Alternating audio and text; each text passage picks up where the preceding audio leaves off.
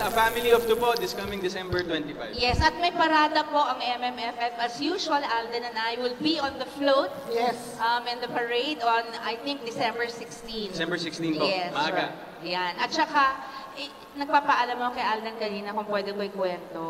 Niyakap niya ako bago kami nag-start mag-shoot. Tapos kausap niya mami niya. Sabi niya, Mami, tingnan niyo, kasama ko na ngayon si Sharon Cuneta. It's a dream come true. Yes po, Umiiyak sa siya. workshop po Ayoko yan. niya, ayoko na iyak. Sa workshop po. Ako naman, Daddy, Mami, eto na yung apo niyo. Nahilaw, kasama ko na si Alden Richards. Ang Hindi, buwan Miss ko. Sharon, everyone is looking forward to your pairing, and I'm sure everyone is looking forward to watching your movie on December 25. Yes, at exciting din dahil magkamukha kami. Para Yes, kami po. mag-ina talaga. Dimples pa lang sa akin si Alden. Hindi, totoo, para kami mag-ina, sobra. Welcome back mga kaaldab. Ito na naman po ang inyong lingkod, si Mr. Destiny. At magbibigay po tayo ng pinakamainit na update po ngayon sa social media. Di po ba? Sabi ko nga po sa inyo, napakaraming announcement po ngayon ang inilalabas nga po ng Family of Two. Sabi ko nga po sa inyo, pagsapit nga po ng December 1 sa TV Patrol, mapapanood nyo na yung trailer. Marami na pong nag-aabang ngayon. Marami na pong tao ang masasabi natin na kumbaga kampante sa mga nagaganap at nababasa po natin. Sabi ko nga po sa inyo, pagdating kay Mengay at kay Alde, 101% updated po tayo. Sa mga nagsasabi na hindi tayo updated, okay lang naman po yun. Wala naman pong pilitan, di po ba? Ang sa akin lang po, kung ano yung latest, kung ano yung trending, doon lang po tayo. Di po ba? Hindi naman po tayo basta-basta naniniwala sa mga sinasabi at pahayag po nila. Ang sa akin lang po, kung ano yung latest, kung ano yung trending, doon lang po tayo. Tapos sasabihin nila, kung ganito ganyan, Mr. Destiny, okay lang naman po. Ang importante lang naman po, maging updated kayo. Ano po yung sinasabi ng iba, ano man po yung komento ng iba, relax lang po kayo. Hindi po ba?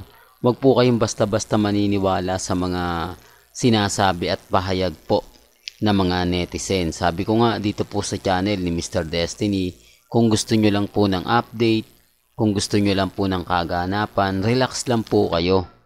Hindi po ba? Maging kampante lang po kayo at maging matatag. Sabi ko nga, yung mga nagsasabi ng fake news ako, lahat ng mga ina-update ko hindi totoo, okay lang po yun. Kasi kumbaga masaya naman po tayo sa mga nakikita natin, masaya naman po tayo sa mga napapanood natin. Importante lang naman po maging updated po kayo.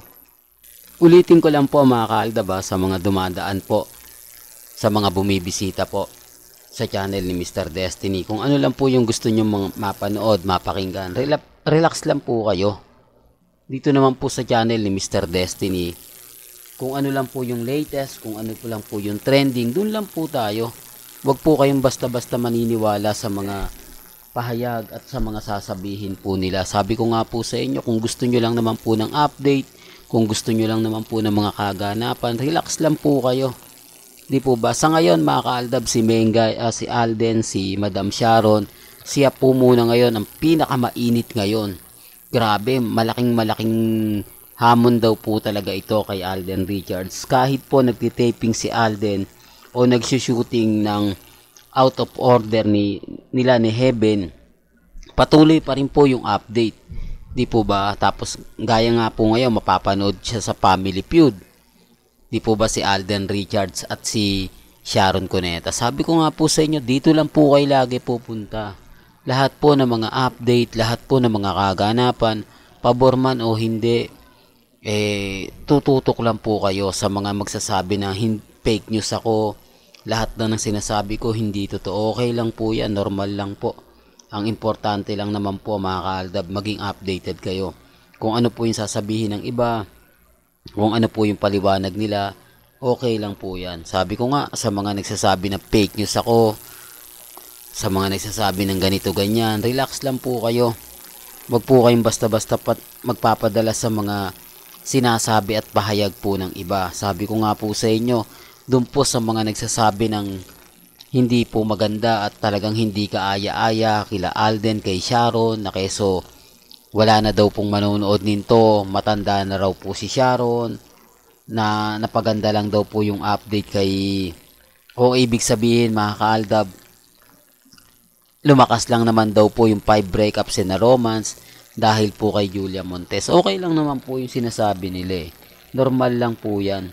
Alam nyo mga kaaldab, patunay lang po na marami pa rin po talaga nagmamahal kay Alden.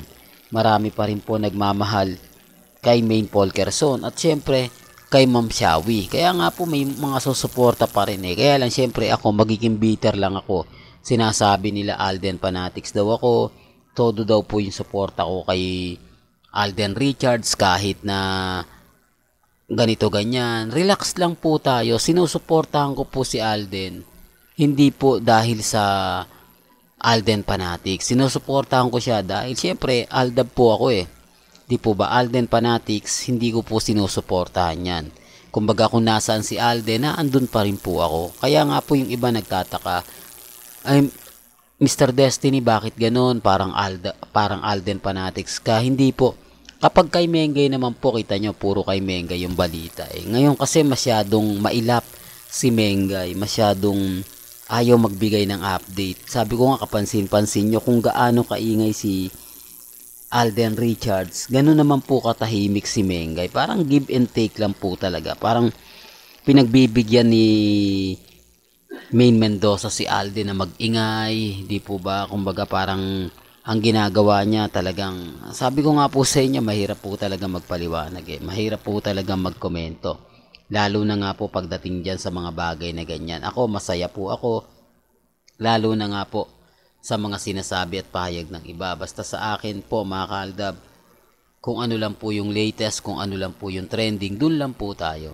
Huwag po kayong basta-basta maniniwala sa mga sinasabi at pahayag po ng iba. Ako, masaya po ako sa mga nagsasabing, nako, anong ganyan, di po ba? Hinahayaan ko lang kasi alam ko naman po bitter sila eh. Wala po silang magawa at wala po silang pangiinis, pangaasar, kundi ang salitang delulo, kulto at Mr. Paasa na hanggang ngayon ginagamit pa rin po nila. Pero napakasimpleng tanong, sila nga po ba may update? Sila nga po ba laging binibigyan? Di po ba wala? Kaya nga po tayo kampante. Di po ba? Tapos yung post ni Mengay na kung saan binibigyan niya ng halaga si MJ Lastimosa, di po ba? Pero bakit pagdating kay kay Maha Salvador, wala pa rin po silang update. Sabi ko nga po sa inyo, si Maha, kita nyo yung kilig na binibigay nila sa mga fans nila, yung suporta, yung talagang napakaganda. Kaya nga po ako nagtataka sa mga laging dumadaan, laging galit na galit, keso ganito, keso ganon. Okay lang po yan. Importante lang naman po mga kaaldab maging updated kayo. Kung sa tingin po nila hindi maganda yung mga sinasabi natin, kung sa tingin po nila puro fake news tayo, okay lang naman po yan. Hindi po ba? Hindi naman po ako namimilit eh. At wala naman po talagang pilitan dito po sa channel ni Mr. Destiny. Kung ano lang po yung latest, kung ano lang po yung trending, doon lang po tayo. Kaya doon sa mga magsasabing, move on ka na Mr. Destiny, tapos na yung Aldab, wala nang Aldab, okay lang naman po. Ang tanong, bakit sila affected? Bakit lagi silang guilty sa mga binabalita ko? Lagi silang galit, lagi silang ganito, lagi silang ganon. Di po ba? Relax lang.